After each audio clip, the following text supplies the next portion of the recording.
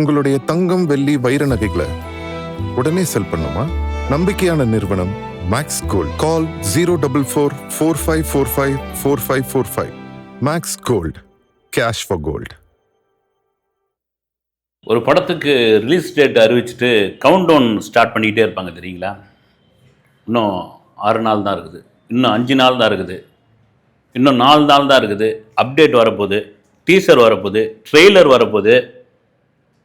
அதை தாண்டி first show மிக முக்கியமாக அந்த ஷோவில் தெரிஞ்சிட்டு போகுது அப்படின்ற மாதிரி.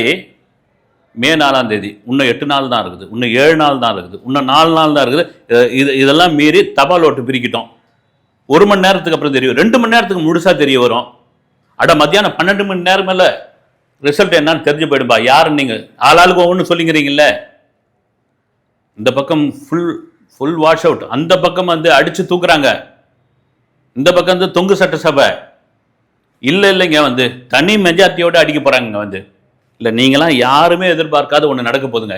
இப்படியா இந்த 23ஆம் தேதிக்கு அப்புறம் எங்கே திரும்பினாலும் இந்த சவுண்டாக கேட்டுக்கிட்டு இருந்தில்ல. இதெல்லாம் மீறி உண்மையாகவே இந்த 2026 தேர்தல் சட்டசபை, தமிழக சட்டசபை தேர்தல் களத்திற்குள் விஜய் வந்தது ஒரு மிகப்பெரிய ஒரு மாற்றம், கலக்கம், என்ன வேணாலும் சொல்லலாம். அதுக்கு காரணம் என்னென்னா, ஆரம்பத்தில் விஜயை ரொம்ப ஈஸியாக இடது கையில் அப்படி டீல் பண்ணது தான், அண்டர் எஸ்டிமேட் பண்ணது தான். விஜயே சொன்னார், என்னை அண்டர் எஸ்டிமேட் பண்ணிட்டீங்க நீங்கள் அப்படின்னு. ஆனால் அது போக போக போக போக தெரிய ஆரம்பிச்சது. குறிப்பாக மிக முக்கியமாக தெரிய ஆரம்பிச்சது எப்படின்னா, இந்த தேர்தல் தேதி அறிவிக்கப்பட்ட பிறகு. ஏன்னா போலீஸ் பர்மிஷன் கொடுக்க மாட்டாங்க, நான் போட இடம்லாம் பெரிய பிரச்சனையாக இருக்குது, எனக்கு அவ்வளோ அனுமதி கிடைக்கல. என் கூட்டத்துக்கு 2000 பேர் தான் வரணும், 1000 பேர் தான் வரணும், 500 பேர் வரணும், தடை போடுறாங்க. இப்படியெல்லாம் சொல்லிகிட்டு இருக்கும்பொழுது, இல்லை நீங்கள் போங்க, அனுமதி கேளுங்க, முன்னாடியே கேளுங்க, நீங்கள் போங்க, உங்களுக்கான இதுவை நாங்கள் கொடுக்குறோம் அப்படின்னு சொல்லி கொஞ்சம் கொஞ்சமாக அது கடைசி கட்ட பிரச்சாரத்தில், விஜயோடைய கடைசி கட்ட பிரச்சாரத்தில் தூத்துக்குடி, திருநெல்வேலி, குறிப்பாக திருப்பூர், அதைவிட குறிப்பாக தேர்தல் பிரச்சாரம் முடிய போகிறது 5 மணிக்கு அப்படின்போது ஒரு 3:30 மணிக்கு சென்னை ஒய்எம்சிஏ, நந்தனம் ஒய்எம்சிஏ மைதானத்தில் விஜய் பேசிய அந்த பேச்சு. அதுக்கு முன்னாடிலாம் நிறைய இதெல்லாம் சொல்லிகிட்டு இருந்தாங்க. கரெக்டாக தேர்தலுக்கு 2 நாளைக்கு முன்னாடி பாருங்கள், விஜய் மயக்க அடித்து விழ போகிறாரு, அவர் குளுக்கோஸ் பாட்டிலோடு ஒரு போஸ் கொடுக்க போகிறாரு, எல்லாம் காலில் ஒரு பெரிய கட்டு போட்டுக்கிட்டு அப்படி தாங்கி தாங்கி நடக்க போகிறாரு. இல்லை தெலுங்கில் பவன் கல்யாண் அப்படியே ரோட்டில் படுத்துட்டார்ல, அது மாதிரி பார்த்திங்கன்னா மவுண்ட் ரோட்டில் படுக்க போகிறாரு. இப்படியா பல விஷயங்கள்லாம் சொல்லிகிட்டு இருந்தாங்க. அதெல்லாம் ஒன்றும் இல்லைங்க. அதெல்லாம் ஒன்றும் இல்லை.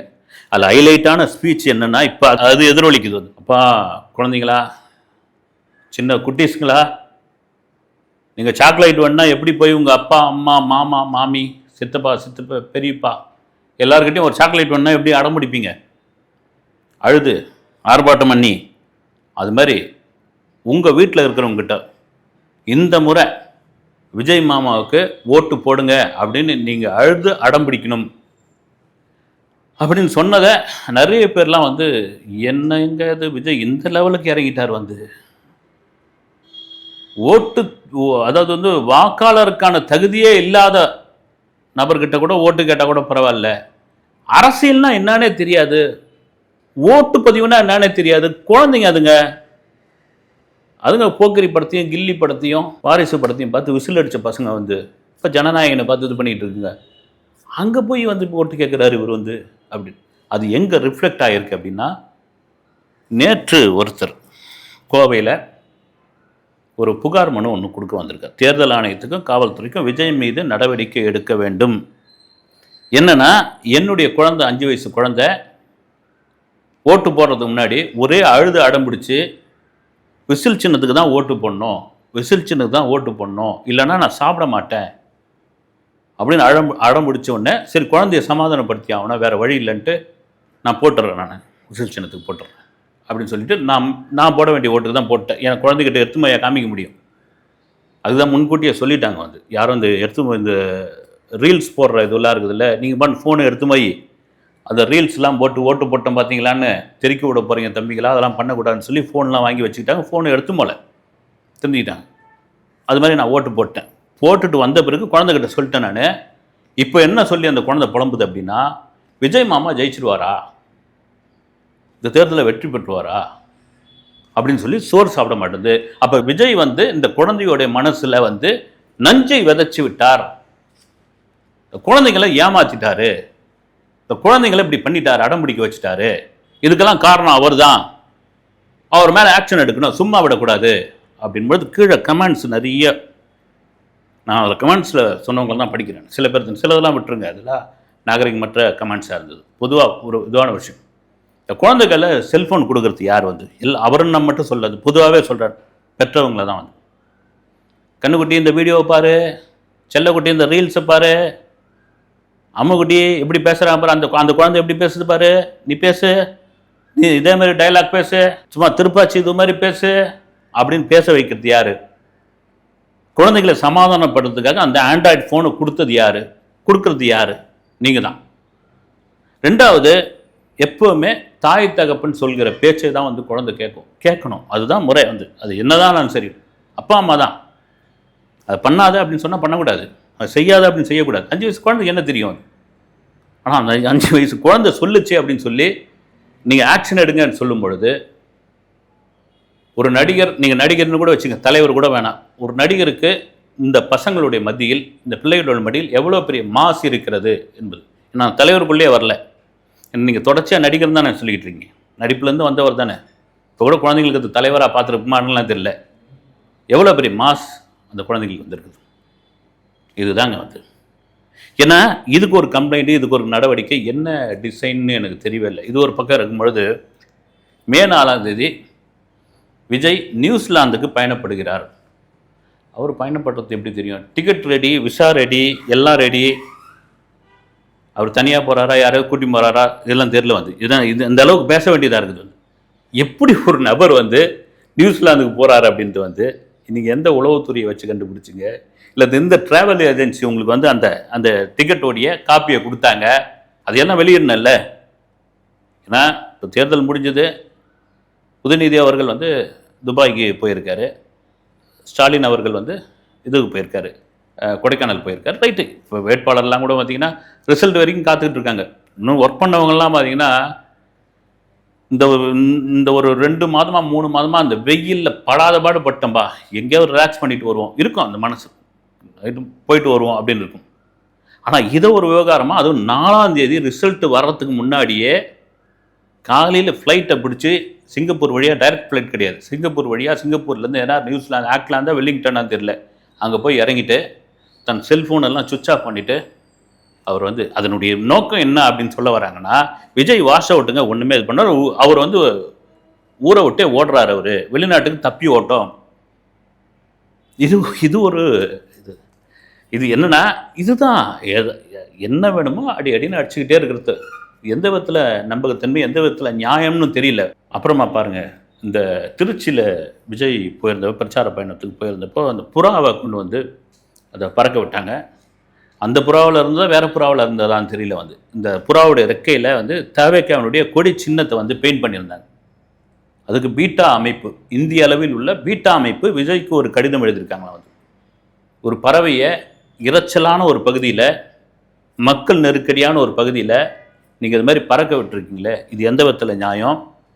அதே வேளையில் அந்த பறவைக்கு அதனுடைய ரெக்கையில் வந்து வர்ணம் பூசியிருக்கீங்க, கெமிக்கல். அது தன்னுடைய அழகால் அந்த ரெக்கையை சுத்தம் பண்ணும் பொழுது அதுக்கு வந்து அது பாய்சன் ஆகாதா?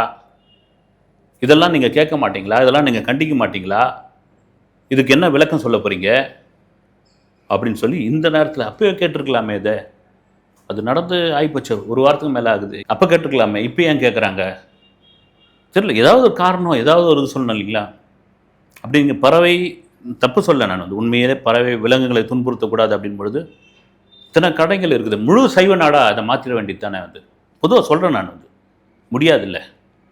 ஏன்னா இதுக்கெல்லாம் வந்து விளக்கம் கொடுத்து ஆகணும், கொடுத்து தான் நீங்கள் தீரணும் அப்படின்போது எதெல்லாம் கண்டுபிடிக்கிற ஒரு சூழ்நிலை வந்து கொண்டு வந்து நிறுத்திருக்காங்க பாருங்க. எனக்கு பெரிய ஆச்சரியமாக இருந்தது. அப்புறமா முக்கியமான ஒரு விஷயம், இந்த நடிகைகள்லாம் வந்து ஓட்டு போட வந்து எனக்கு எத்தனை பேர் கவனிச்சிங்கன்னு தெரியல, ட்ரெஸ் கோடோடு வந்தது வந்து. ஏன்னா விஜய் ரசிகர்கள், விஜய் தொண்டர்கள், விஜய் மீது அபிமானிகள் இவங்கெல்லாம் வந்து அந்த white shirt light grey colour பேண்ட்டோடு வந்திருந்தாங்க. நடிகர் சிம்புலாம் கூட பார்த்தீங்கன்னா அதே மாதிரி வந்திருந்தாங்க.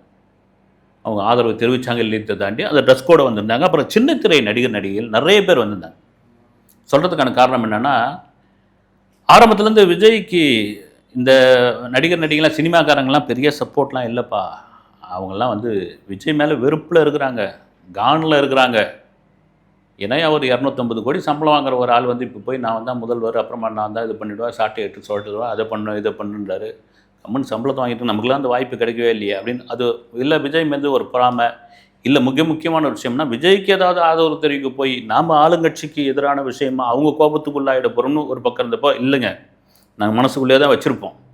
எங்கள்லேருந்து வந்த ஒருத்தர் தான், எங்கள்லேருந்து வந்திருக்கார் ஒருத்தர், எங்கள் திரைத்துறையை சேர்ந்தவர் தான் என்டிஆர், எம்ஜிஆர், கலைஞர், அவரையும் சேர்த்துக்கணும் லிஸ்ட்டில், ஜெயலலிதா அம்மா, இப்படி அப்படியே அடிக்கிட்டே போகலாம். அதுலேருந்து வந்த ஒருத்தர் வந்திருக்காரு விஜயகாந்த் அவர்கள். அவருக்கு நாங்கள் ஆதரவு தெரிவிக்கலாம் எப்படி அப்படின்னு அவங்களுடைய ஆதரவு ஒரு பக்கம் வந்து. திடீர்னு சத்யராஜ் என்ன சொல்லியிருக்காருன்னா, அவர் பல மேடைகளில் கிண்டல் பண்ணி ஒரு மேடையில், சென்னையில் ஒரு மேடையில் ரொம்ப கிண்டல் பண்ணி வந்து விஜய் மாதிரிலாம் நடிச்சுலாங்க அமைச்சார். அது தலைவா பிரச்சனை எப்போ போய் எப்படி நீங்கள் நின்னீங்க அப்படின்லாம் அதை வந்து நடிச்சு காமிச்சார்.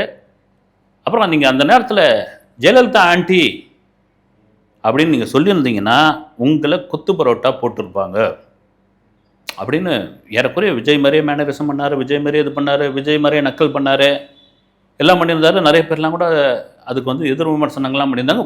குறிப்பாக அவங்க வீட்டில் இருந்து சிபிராஜ் ஒரு தீவிர விஜய் ரசிகர். அவரும் அந்த ட்ரெஸ் கோடில் வந்திருந்தார். அவர் அதான் கம்முன்னு சும்மா வாழ்க்கை ஜம்முன்னு அப்படின்னு அதை நம்ம திரும்ப சொல்ல தேவையில்ல அப்படின்னு ஒரு பதிவை போட்டு தொடர்ச்சியாக தன்னுடைய அப்பா பேசுறதுக்கு எல்லாத்துக்கும் வந்து ஒரு எதிர்ப்பதிவு போட்டு விஜய்க்கு வந்து ஒரு நேரடி ஆதரவே கொடுத்துருந்தார். அதுக்கு அவர் ஒரு விளக்கம் சொல்லியிருக்காரு. இருக்கு, நான் கூட சின்ன வயசில் யார் சத்யராஜ் அவர் சொல்கிறார், 13 வயசில் எங்கள் குடும்பமே வந்து காங்கிரஸ் குடும்பம், வீட்டில் எங்கே பார்த்தாலும் காங்கிரஸ் கொடியாக கட்டி வச்சுருந்துருப்பாங்க. அப்போ நான் வந்து புரட்சித் தலைவருடைய பயங்கர ரசிகன். நான் மட்டும் என்ன பண்ணுவேன், திமுக கொடி எடுத்துன்னு அங்கங்கே சுற்றிக்கிட்டே இருப்பேன் அப்படின்னு. 13 வயசில் எம்ஜிஆர் எங்கே திமுக கொடியோடு நடித்தார் அவர். இந்த 13 வயசில் தெரிஞ்சது அவருக்கு. பெரும்பாலும் எம்ஜிஆருடைய ரசிகர் என்ன பண்ணாங்க, எம்ஜிஆருடைய போஸ்டர் இருக்குல்ல, ஏன்னா அப்போ வந்து ப்ளோஅப்லாம் வரல, அப்போ ஸ்டில்லாம் ஒரு சமையல் சத்யராஜ் அடிப்படையில் ரொம்ப பணக்காரர் அப்படின்னால வந்து ஒருவேளை அவங்க வீட்டில் அந்த ஸ்டில்லாம் இருந்ததான்னு தெரியல, பிரிண்ட் போட்டேன், எம்ஜிஆருடைய பிரிண்ட் போட்டேன். பெரும்பாலும் போஸ்டர் வச்சுக்கிட்டு இது பண்ணுவோம். எம்ஜிஆருடைய போஸ்டர் இல்லைன்னா விற்பாங்க கடையில் வந்து. அதுதான் இவர் வந்து அப்படி நான் காமிச்சிக்கிட்டு இருந்தேன். அப்போவே நான் வந்து வீட்டில் எல்லாரும் காங்கிரஸில் இருக்கும்போது நான் மட்டும் தனித்துவமாக இருந்தேன். அது மாதிரி நான் வந்து இப்போ திமுக ஆதரவாக இருக்கும்போது என் பையன் தாவேக்கா விஜயோடைய ஆதரவாக இருக்குது, இதில் என்ன தப்பு இது அப்படின்னு சொல்லி ஒரு வழியாக அது அப்படியே, அதுவும் இந்த எலெக்ஷன் முடிஞ்ச பிறகு பேசியிருக்காரு அப்படின்னா ரைட், ஓகே, எல்லாம் ஒரு தெளிவாக தான் இருக்கிறீங்க சாமி அப்படின்னு. மிக முக்கியமான ஒரு விஷயம், இந்த ஓட்டு போட்டு வந்தாங்க இல்லைங்களா, அதில் சிவகுமார் சார், நடிகர் சிவகுமார் சார், அவர் இவ்வளோ நாள் ஏன் இதை பற்றி பேசலை? நான் பேசலைங்க. நிறைய ஊடகங்களில் இதை நிறைய பேர் வந்து சோஷியல் மீடியாவில் கேள்வி கேட்டிருக்கேன்.